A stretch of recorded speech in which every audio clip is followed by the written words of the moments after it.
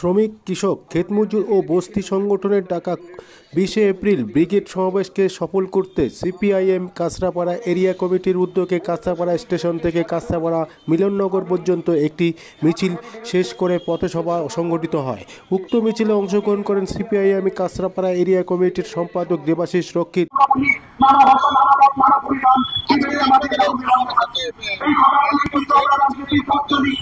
আগামী 20 তারিখে শ্রমিক, কৃষক, ক্ষেতমজুর এবং বস্তিবাসীদের আহ্বানে এই সংগঠনগুলোর যারা নেতৃত্ব দেয় তাদের পক্ষ থেকে যে ব্রিগেড সমাবেশ, সেই উপলক্ষে আজকে আমাদের মিছিল হবে।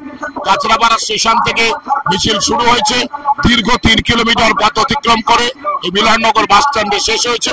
এখন আমাদের সভা হচ্ছে ব্রিগেড সমাবেশে অংশগ্রহণের জন্য।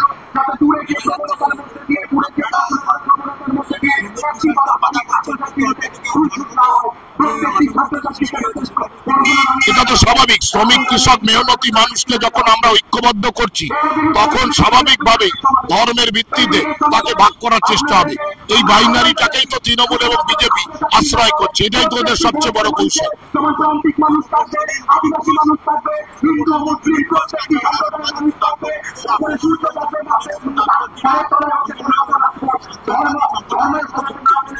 একটাও যদি দিলীপ ঘোষ প্রমাণ দিতে পারে আমরা রাজনীতি ছেড়ে দেবো। এইসব দিলীপ ঘোষ বরং যে সংগঠন থেকে তার রাজনীতি যাতে আত্মপ্রকাশ করেছে সেই আরএসএস, সারা ভারতবর্ষে যত দাঙ্গা ঘটেছে তার মূল নেপথ্যের কারিগর হচ্ছে আরএসএস। ফলে দিলীপ ঘোষ আমাদের সম্পর্কে একটি কথা বলতে পারলে আমরা রাজনীতি ছেড়ে দেবো। তিনি আরো বলেছেন যারা সম্প্রীতির কথা বলে শুধুমাত্র সম্প্রীতির কথা তখনই ওটা যখন শুধুমাত্র সম্প্রীতির কথা তখনই ওটা যখন মার খায়। এসব ফালতু কথা ওরা বলে। বাংলাদেশের ঘটনা নিয়ে আমরা রাস্তায় নেমেছি, প্রোটেস্ট করেছি। আপনাদের সংবাদ চ্যানেলেই তো বেরিয়েছে সংবাদ যে আমরা তখনও প্রতিবাদ করেছি। ফলে আমরা ধর্মনিরপেক্ষতার প্রশ্ন, ওটা দিলীপ ঘোষ কি বলছে তাতে আমাদের কিছু আসে যায় না। ওর মুখ না তো নর্দমা একটা ভদ্রলোক, ও যে ধরনের ভাষা ব্যবহার করে পশ্চিমবঙ্গের সংস্কৃতির সঙ্গে সম্পৃক্তই না। ওর মতন একটা অসভ্য, জ্যোতি বোস বলেছিলেন অসভ্য বর্বরদের দল, ওকে দেখে বোঝা যায় যে ঠিকই ওই দলেরই প্রতিনিধি।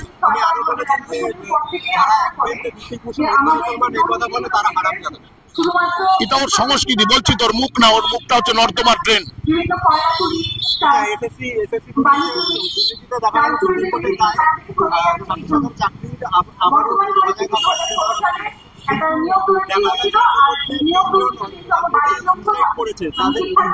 দুর্ভাগ্যজনক, মমতা সরকারের জন্য দায়ী। স্বাধীনতার পরে এইরকম একটা চরম কেলেঙ্কারি কোনোদিনও মানুষ লক্ষ্য করেনি। আমরা আনন্দিত যে সুপ্রিম কোর্ট পরবর্তীকালে বিবেচনা করেছে যে সবাই একই ভুক্ত নয়, কারণ এর মধ্যে যোগ্যরাও আছে। বরাবরই আমরা বলছিলাম যোগ্যদেরকে পুনর্বহাল করতে হবে, সেই জন্য হচ্ছে যে আমরা আনন্দিত। এবং মমতা সরকারের অপসারণ হওয়া উচিত, কারণ ভারতবর্ষের কোর্টের এই অধিকার নেই, তাই নির্বাচিত সরকার, কিন্তু এই সরকার থাকা উচিত না, এত বড় দুর্নীতিগ্রস্ত।